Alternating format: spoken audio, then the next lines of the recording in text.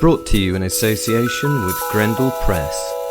This is Werewolf the Podcast, a serial killer drama.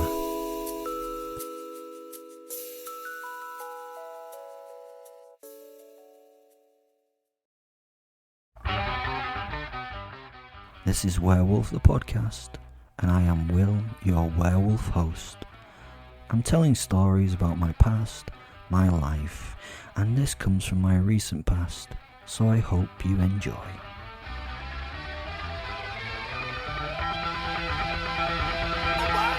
Did you ever start a conversation with someone knowing that one of you might die by its end? Well, have you ever started a conversation where at the end of it, both of you realise that the other might have to die to get out of this conversation so you can be alive? I've had a lot of the conversations of the first type where I sit down with someone knowing that they will end up dead. That's a kind of common thing that happens in my life. In fact, many times I see people and realise they're going to die. Here I am talking about when you sit across from someone and look in their eyes and you do not know if you will walk away. You only know that to walk away, you have to kill them. Has that ever happened to you? I would say that it's a very rare happening. This is the only one time I think I had ever had that with anyone, and to this day, I have never felt so alive in that moment. Trading vocal blows before we struck physical ones.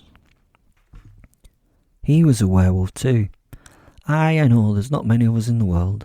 I'm led to believe there's 74, but this was one of them, and he was now sitting in front of me and was pretty pissed off with me for some reason or another.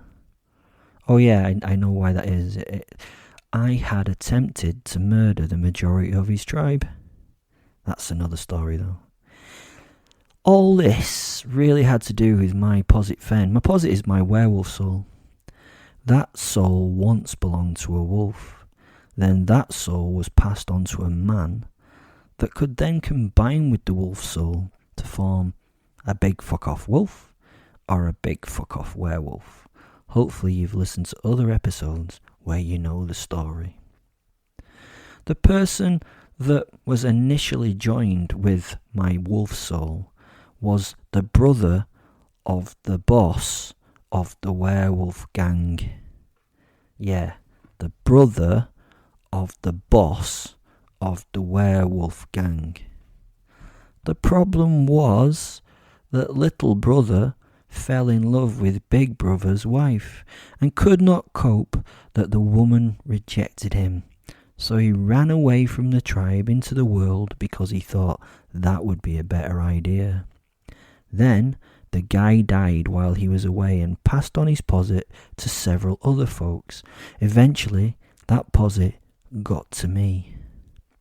The boss werewolf did not believe me that this was how this had all happened. He actually thought that somehow I had stolen Fen from his little brother, and this is what he blamed me for. So he had tried to kill me. I didn't appreciate this, as you can imagine, and the saddest thing was that the only woman I had ever loved was killed due to this shit thing happening. I mean, I killed her because I did not want her to be the thing they could use as a trap for me. I know it seems a little bit of a shit thing to do, but it seemed like a good idea at the time, so I killed her. Then went on a murder spree throughout the werewolf tribe to make myself feel a little bit better about the whole thing and stuff. I managed to escape after doing a lot of mauling of wolves. As you might have guessed, the tribe tried to find me to be killed by them. That was okay because they sent dumbasses that I could stop quite easily. The thing in front of me was very different, and to be honest, looking into his eyes, I thought I was, well, definitely fucked. I was in a café in South London in the Soho area. I'd only walked in because my favourite coffee is a flat white, each to their own, and in my mind I had to have a flat white in a cafe that was called Flat White. Dogs were also welcome, which made me even more attracted to the overly hip establishment in some strange way. I mean, if they only knew what was sat at table 7. I also have to admit they did do a mean flat white. Smooth and a little burnt about the roast. It hit the spot as I sat and watched the people wander by. I stayed at the Sanctum Hotel for a few days, owned by Iron Maiden. The only reason I chose it, and ate my way around Soho, both in and out of the restaurants. There was truly a better class of people and prostitutes here, and all were almost worth the high London prices. Anyway, I'm sitting there just enjoying a coffee and overpriced eggs when the door opens and the world changes. A massive motherfucker walks into the cafe with a huge posit behind him. My senses went mental as the other werewolf walked into the cafe, looking more Russian than a Russian thing. Did I mention that he was fucking massive? He scanned the cafe and everyone in the crowd looked back. I mean, he used charisma and confidence. Did I mention he was huge? His beautiful blue eyes eventually fell on mine, and he nodded and walked over to the spare chair at my table. At this point, I was frozen. I held my cup to my mouth for an extended period, stunned by his unannounced appearance. The man came over to the chair, nodded again, and sat himself at the table. I just watched him sit and felt his pain as he struggled to get his thighs between the chair and the table because he was so fucking huge. After some time, he settled, taking off his beanie hat and placing it on the table, and sighing before looking me in the eyes, steepling his hands and smiling. Only at this point did I take my cup away from my mouth and place it in the saucer with a clink. The crowd around us now returned to their respective worlds, and life moved on. I leaned back in my seat and placed both hands on the table. The man just sat and stared at me. It was quite uncomfortable, to be honest. He then nodded and wiped his hand across his own top lip. At first I had no idea what he was trying to tell me. Then I realised I had a frothy moustache and the man was telling me that I had one. I took a napkin from the table. Cotton in a cafe told you the quality of the establishment, and I wiped my tash, giving him a nod of thanks for the heads up. After wiping my froth from my lip and being laughed at by Fen, my wolf soul, for my lack of coolness, I again relaxed back into my seat and smiled while thinking, what the fuck is going on? Why did this man not just murder me here and now? I smiled and nodded back, but he, or I, said nothing. So I started tapping my fingers on the table rhythmically, not out of nerves, but out of ADHD. I think you know why I'm here, Will, said the man before me in a very posh English accent. This didn't compute at all. He was obviously more Russian than those stupid dolls that fit in each other and are supposed to be a toy, but how the hell do you play with them? You can unpop them and then pop them back together. Not much of a game, really. I also guess that once you've discovered that there are other dolls inside the one you're holding, you never have the surprise of the shitty Russian dolls again. Well, anyway, he looked more Russian than that. I sat and stared, looking at him, then his big wolf posit, and then back at him. I knew exactly why he was here, so I did my usual thing at this point and thought it might be quite the time to do my thing of causing shit.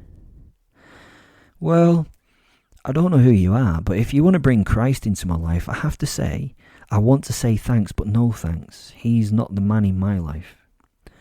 The Russian Englishman laughed and shook his head. No, Will, I'm not here to try and get you to join a slave religion like Christianity. I'm actually here to kill you. A slave religion, really? This man was a proper serious blokey, and I could tell that he was an intellectual type of blokey too. And that would mean that this was going to be a very serious conversation, well, at least from his side, which obviously meant that I would have to make it not very serious from my point of view.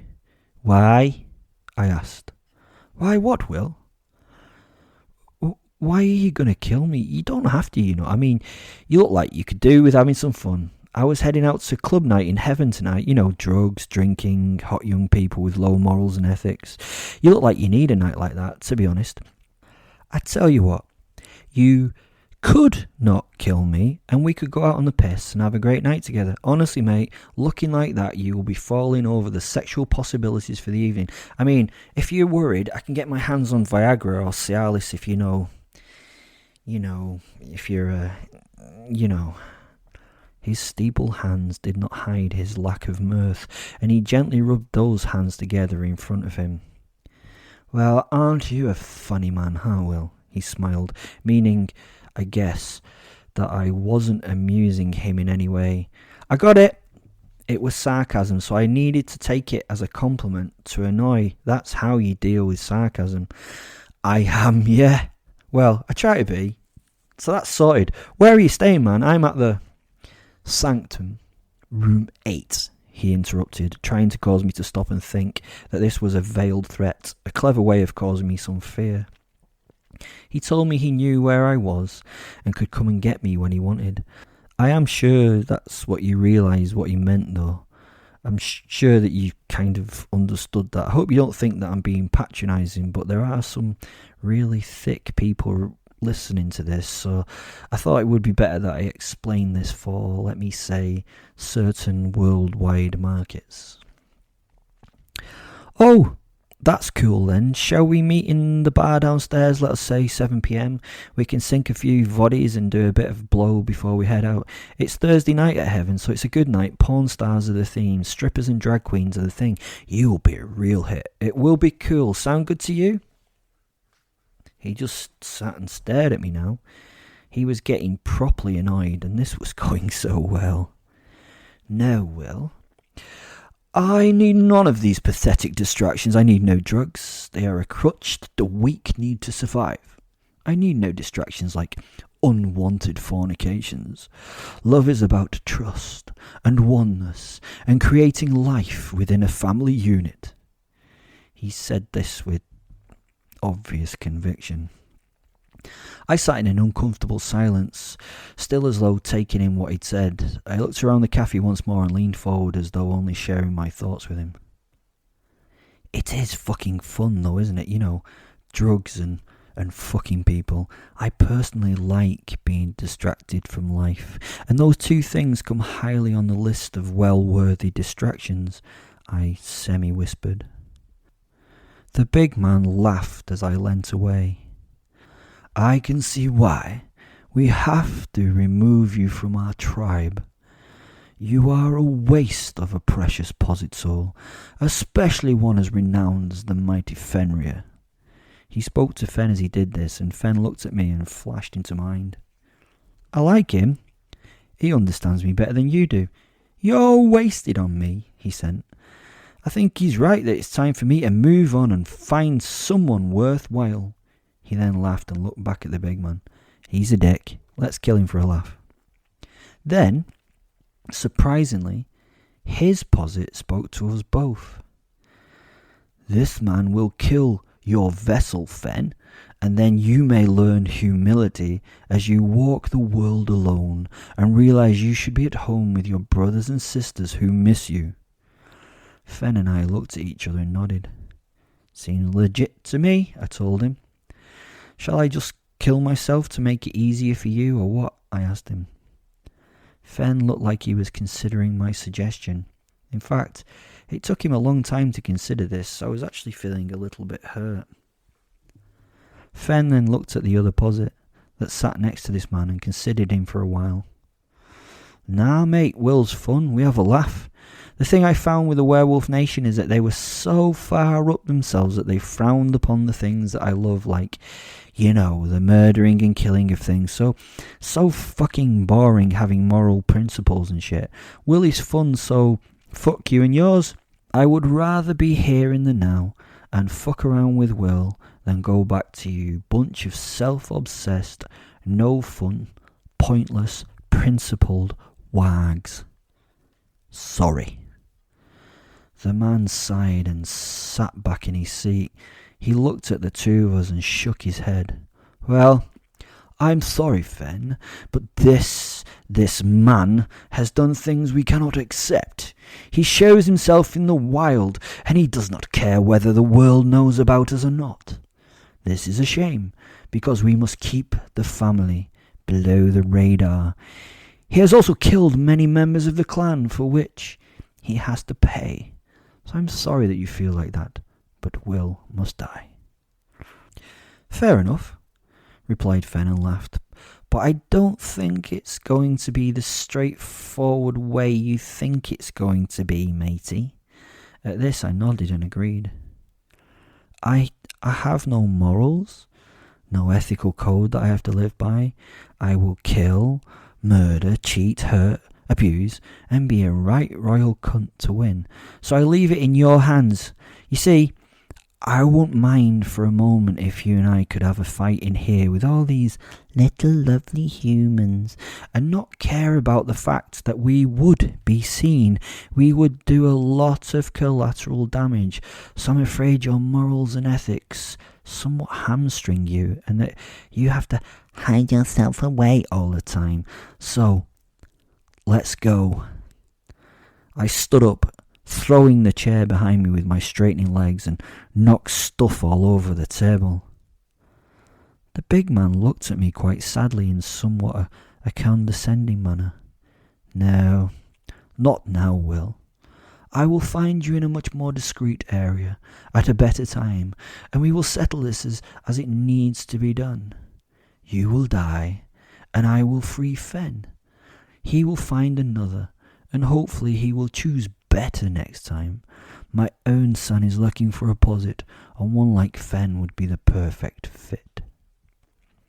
The posh cafe had never experienced anything like this, and the cool hipster waiters and waitresses were still in stunned silence as they were trying to work out what was going on and how they should react in a cool hipster manner. In the past, if someone had a neck tattoo, they were terrifying. These days they serve coffee. I started picking up the flotsam of the scene. I gathered my seat and sat back down, smiling at the cafe. Sorry, I have an extreme form of Tourette's that sometimes I cannot control. I knew these ultra-woke folk would, show their acceptance of this issue. My physical tics can sometimes be very frightening for others, I told them. Luckily, my partner here is so lovely that he looks after me nicely. I have to say, I love him so deeply. He'll pay for any of the broken stuff that I've created. Without him in my life, I would be in such an awful place. I started my false snivelling in front of the crowd. The big man sat looking at me, resting his head in his hand as I continued to do this as though bored. The crowd were now won over as they started supporting this poor man and his partner struggling together, a newly modern and wonderful trope for the woke and hip to support. I stood up again. I know this is churlish and emotional for me to request, but can I please ask you to give him a round of applause? He can never be thanked enough. Can we just give him a round of applause?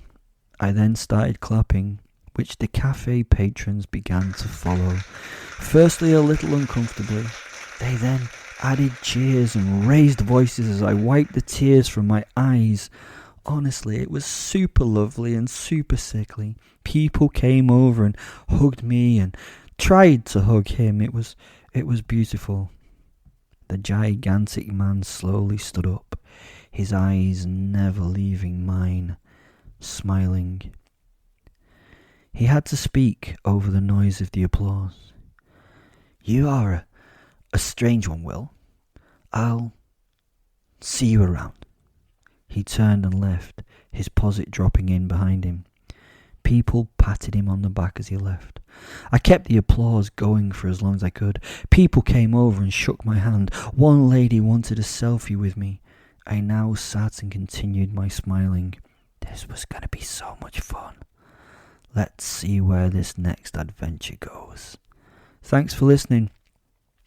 There are plenty of links in the description of the podcast. You could go and buy my book of the first 30 podcasts. You could join me on Facebook. My group is growing and we're having quite a lot of fun there. The people there are brilliant. Also, there is my Twitter handle if you want to follow me on Twitter. I don't know why though, I just tell shit jokes. Thanks for listening. Love you and goodbye.